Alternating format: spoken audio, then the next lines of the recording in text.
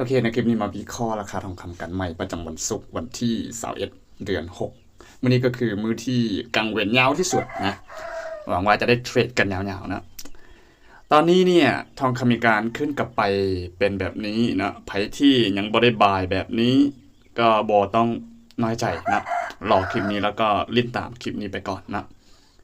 เขาจะก็จะรีวิวกันหน่อยนึงอยู่ในกลุ่มก่อนหากว่าไผอยู่ในกลุ่มเนี่ยก็จะได้บายที่จุดนี้หรือว่าจุดนี้ไปแล้วนะไปเบิ่งกันอยู่ในกลุ่มนะนี่คือกลุ่มที่ส่งสัญญาณสัญญาณให้ทุกมือนะเมื่อวานเนี่ยก็ส่งไปตอน8โมงปลายนะตอน8โมงครึ่งโดยประมาณนะก็แนะนำว่าให้บายเนี่ยไปที่ P แถวระดับอยู่ที่2353 560นะหลังจากนั้นก็ได้บ่ายไปนะบ่ายไปข้าพเจ้าก็ให้อีกหอบหนึ่งว่าถ้ามันขึ้นผ่านจุดนี้เนี่ยก็ให้ถือไม้บ่ายต่อนะรายละเอียดก็จะอยู่นี้ถือไม้บ่ายต่อหลังจากนั้นมันก็ไปนะมันก็ไปบ่ทันนะมาเบิ่งแล้วบ่ทันนะตอนข้าพเจ้ามาเบิ่งบ่ทันเห็นว่ามันขึ้นไปนะข้าพเจ้าก็เปิดอีกไม้หนึ่งอยู่ที่จุดสูงๆนะ2350แล้วก็บอกว่าไผบ่ทันกระโดดใส่เลยนะได้มาถือสั้นนะหลังจากนั้นทุกคนก็ได้กำไรปิดไปนะมื้อเช้านี้ข้าพเจ้าก็ให้แผนเทรดไปอีกรอบหนึ่งว่าให้เป็นแบบนี้นะก็คือว่าถ้ามันขึ้นไปเนี่ยมันอาจมีโอกาสที่จะขึ้นไประดับที่237578หรือ80ก็เป็นได้นะหรือ83ก็เป็นได้เนาะแต่อยู่ในจุดนี้เนี่ยค่อนข้างเสี่ยงค่อนข้างสูงแล้วนะถึงว่ามันจะไปเนี่ยถ้าตีเป็นเทรนเนี่ยมันก็ไปเพียงเล็กน้อยนะไม่ได้กำไรหลายแล้วก็ต้องได้รอท้าก่อนให้รอท้าเซลล์นะรอท้าเซลล์แล้วก็มาเก็บที่ P แถวระดับตามนี้ตามในรูปภาพนี่แหละนี่คือแผนที่ส่งไปประจำวันที่21เดือน6ปี2024นี่เองนะก็รอลิ้นแบบนี้นะรอลิ้นแบบนี้นี่คือรูปภาพที่เมื่อวานข้าพเจ้าลิ้นโดดใส่ไม้หนึ่งเป็นไม้บ่ายนะหลังจากนั้นเนี่ยก็ถือว่าได้กำไรนะโดดจากจุดนี้นี่มันก็ไปนะบาทมันไปได้กำไรก็ปิดเนาะไม้ที่ลิ้นค่อนข้างเสี่ยงค่อนข้างสูงเนี่ยก็ปิดแต่ไม้ที่อยู่ที่จุดที่บ่ค่อยเสี่ยงก็ถือยาวนะข้าพเจ้าก็ได้ถือยาวไปฉะนั้นมื้อนี้มาวิเคราะห์กันให้เข้าใจน้อยนึงเพิ่มเติมนะก็คือมันมีโอกาสที่จะขึ้นต่อหรือจะลงจากจุดนี้ก็ยังบ่ทันแน่ใจเพราะว่ามีจุดที่ซัพพอร์ตให้มันลงนะมีจุดที่จะทุบหัวของมันแล้วก็มีจุดที่ซัพพอร์ตให้มันขึ้นต่อได้นะคือจุดที่สำคัญมันก็จะมีอยู่ในจุดนี้แหละนะจุดที่สำคัญคือจุดนี้ถ้าว่ามันขึ้นผ่านจุดนี้ได้เนี่ยมีโอกาสที่จะขึ้นไปเทสแถว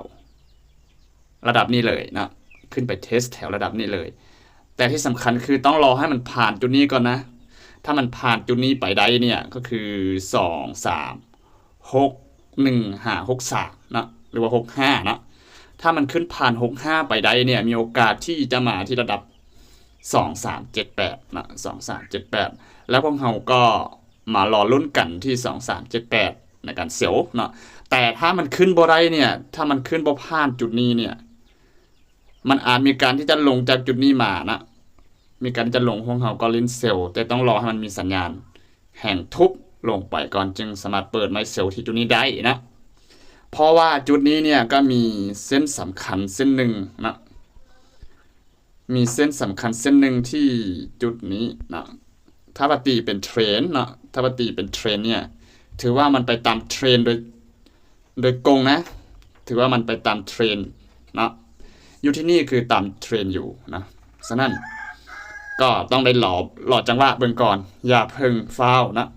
อย่าฟ้าวนะก็ต้องใจเย็นๆรอก่อนว่ามันจะเป็นจังไดนะถ้าว่ามันบ่สามารถขึ้นผ่านจุดนี้เมื่อเบิ่งอยู่ในไทม์เฟรมที่น้อยลงเนี่ย H1 เนี่ยคือว่ามีโอกาสนะยังจะไปต่อนะมีโอกาสยังจะไปต่อเล็กน้อยแต่ถ้ากรณีมันไปบ่รอดเนาะมันบ่สามารถขึ้นไปได้เนี่ยมันอาจมีโอกาสที่จะขึ้นกลับไปเทสไฮเดิมนะแล้วเพื่อที่จะลงต่อกลับมาเทส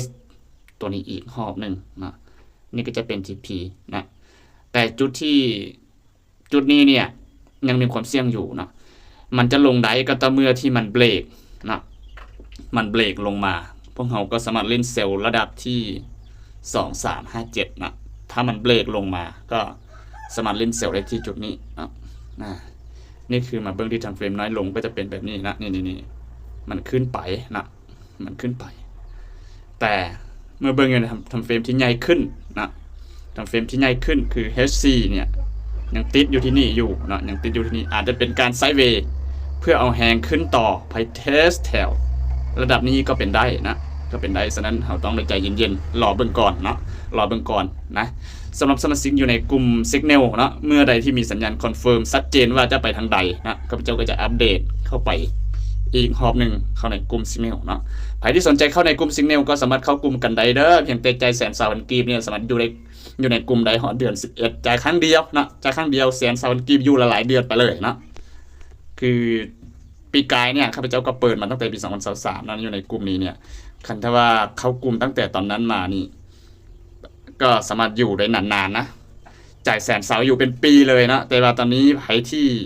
หาก็จะเข้ากลุ่มก็บ่เป็นหยังจ่าย120,000 กีบเนี่ยสามารถอยู่จนฮอดเดือน11ปี2024พุ่นเนาะจ่ายครั้งเดียวอยู่หลายๆเดือนเลยนะ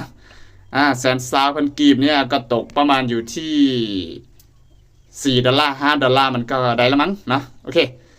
เพียงเท่านี้ก่อนเว้าหลายก็น่าเบื่อนะพบกันในคลิปต่อๆไปสำหรับในคลิปนี้ขอตัวลาไปก่อนใครที่เทรดอยู่หวังว่ามื้อนี้เป็นมื้อที่ยาวที่สุดในประวัติศาสตร์ของปี2024จะได้เทรดกันยาวๆสบายดี